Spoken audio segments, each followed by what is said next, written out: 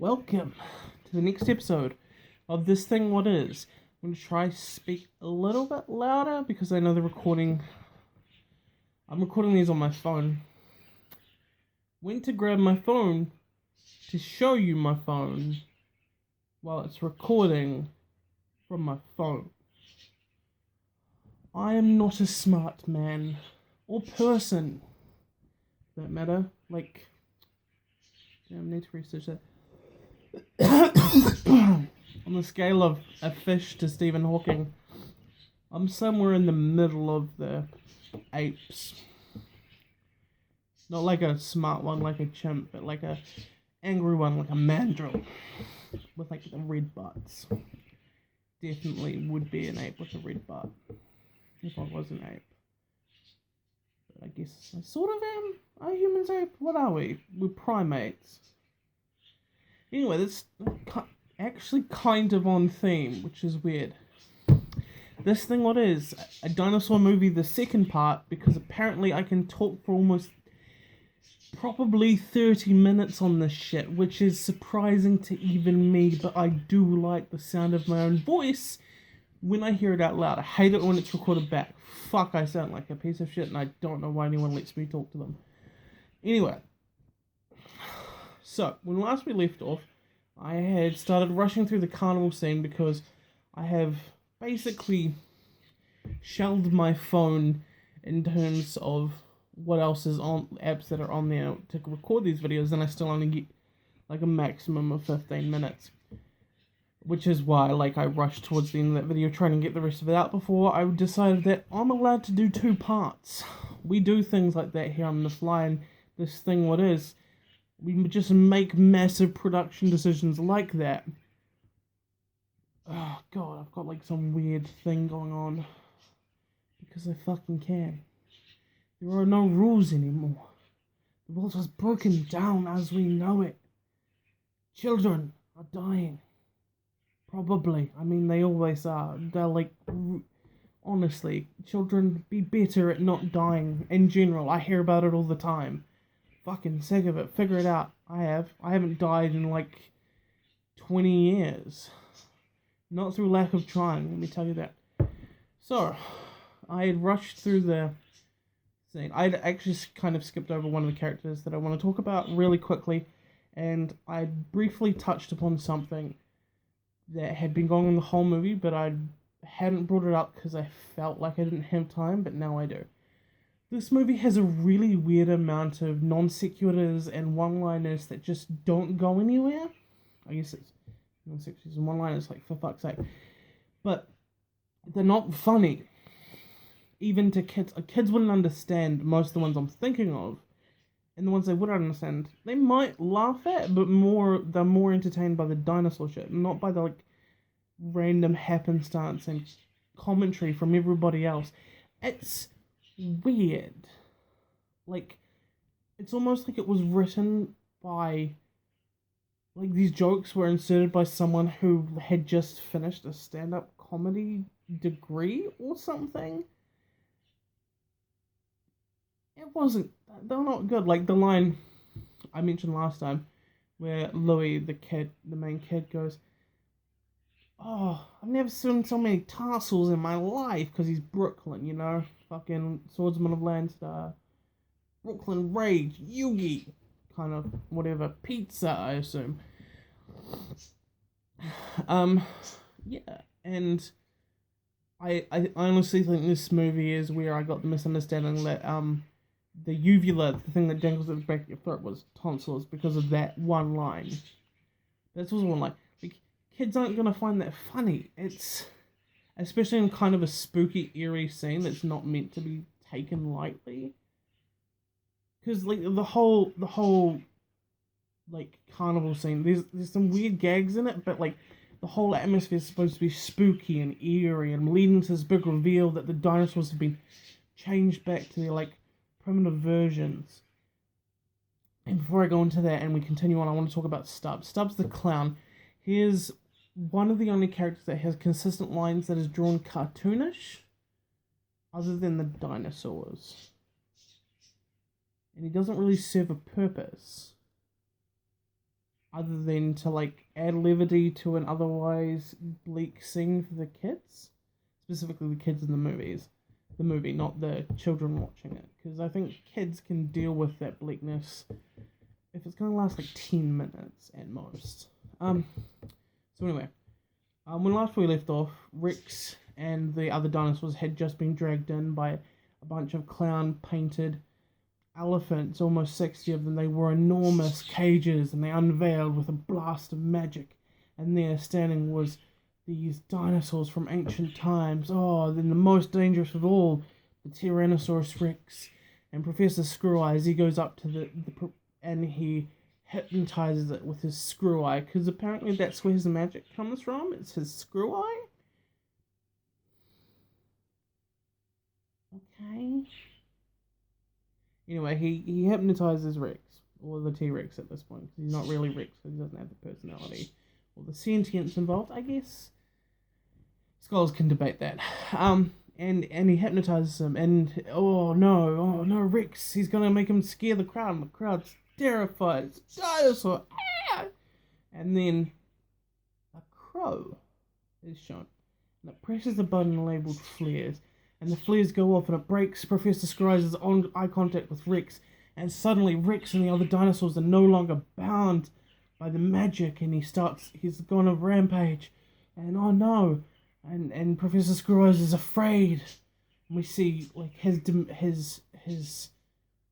like for the first time ever, well, for the second time, the first time the dinosaurs appeared, he was also afraid. That's worth noting for later.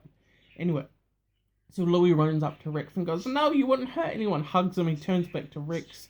Then they hug the rest of the dinosaurs. They turn back, and Professor Scry's is like, "No, I've got a contract." And then his brother, Professor New Eyes, appears in his time machine, and is just like, "No, brother, something, the boy has already defeated you."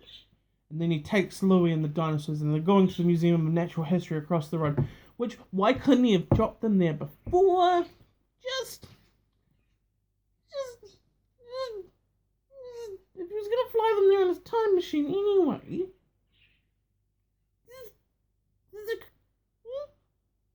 Anyway, so as we're left, the crowd has run from the dinosaurs. The only person left in the big top is Professor Screw Eyes, and he says, "No, brother, don't go when I'm like alone. Sometimes I fear the crows might." And he looks around, and the crows have gathered, and suddenly they swarm him, covering his entire body, and then dissipate in a flurry of wings, and there's nothing left but his eye lands on the ground. And another crow, this same crow that pressed the flare button, hops over, blows off the last of the magic, takes the scroll, and flies away. He gets just disintegrated by crows. Gone. That's a whole ass man just gone.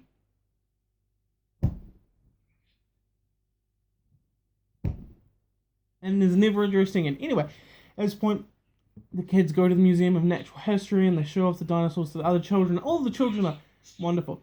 There's a line here that is like, "If the parents could wait here while we show the children something special behind this curtain," that shit would never fly past the year 2000s, when pedophiles were invented, of course.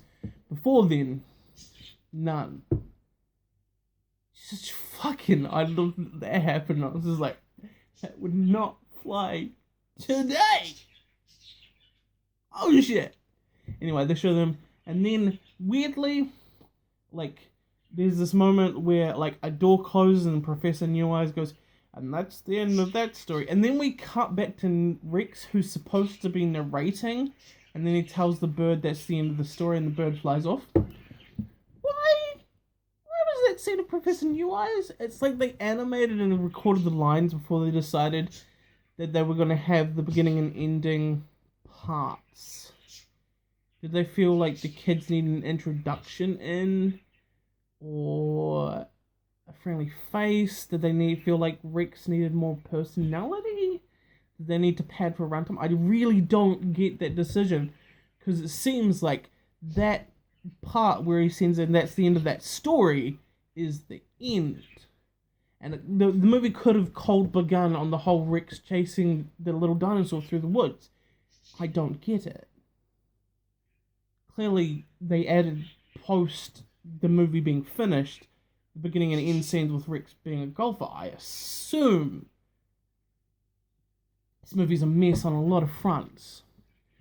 But now I want to talk about, obviously, the true meaning behind this movie, the hidden story that was definitely intended by the creators. It is not at all wild speculation on my part to make entertainment based on absolutely nothing at all but a few crumbs here and there. Louis, I believe, is both Professor New Eyes and Professor Screw Eyes. Hear me out. Okay, so Professor Screw Eyes was driven mad by the loss of his eye in some tragic accident, right? And so he travels back in time to find his previous self to make sure that doesn't happen to him by taking away from his family when he will lose the eye in a tragic Thanksgiving Day accident, potentially turkey related. Instead, Louis finds this fly in his backyard, I don't know, says the circus, come join the circus. And so he goes and he joins the circus and he has this adventure, except his other future self, Professor New Eye, has already come back to the past after having the future end up in that way where he doesn't go to his family and then he makes sure that he becomes himself, whereas Professor Screw Eyes is just trying to make sure that he doesn't become him. Oh no, the button has come off. Ass. Right. You almost saw my nakedness there. And you have to pay for that. Join my OnlyFans account. On my Patreon. Wink. Anyway. I mean, that's one theory. My other theory is that they sort of come from, like, a future where magic has either been rediscovered or created or something. And Professor New Eyes was involved in whatever caused his brother to lose his eye. I think some sort of dinosaur-related accident where he brought dinosaurs out and they went sort of wild. Or Louis did. See, it keeps coming back to Louis. Like, they weirdly, I think, like in a, obviously doesn't actually happen, but expanded universe where we're theorizing about this, Louis seems to have much more of an importance to these two guys than would otherwise make any sense. Shit, something I forgot. Oh, big thing that I forgot as we wrap up. And I espouse some more wild theories.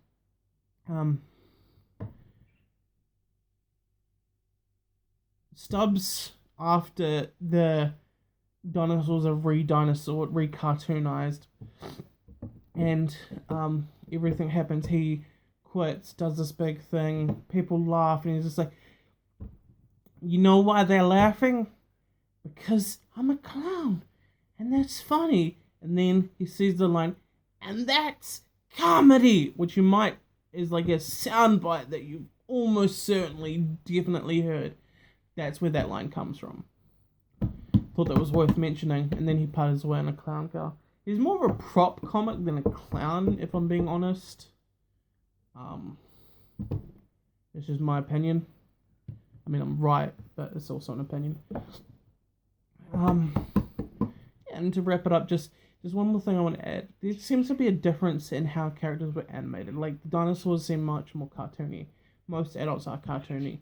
Stubbs the clown is cartoony, and it's almost like the characters that are drawn in this almost serious manner we're supposed to take serious, and they're real and they're solid. Like Louis, Cecilia, the two brothers, the crows, they're all drawn in this particular, animated in this particular way, whereas everything else that's happening in them, it's almost like, I don't know, I feel like they were trying to maybe say something with that, and it's like an actual thing, like, you were supposed to feel more impact with these characters that are animated with that. You were supposed to align with them more. They were more realistic. The things that happened to them were supposed to matter more. But anyway, again, I'm running out of space on my phone. So till next time, sign off phrase.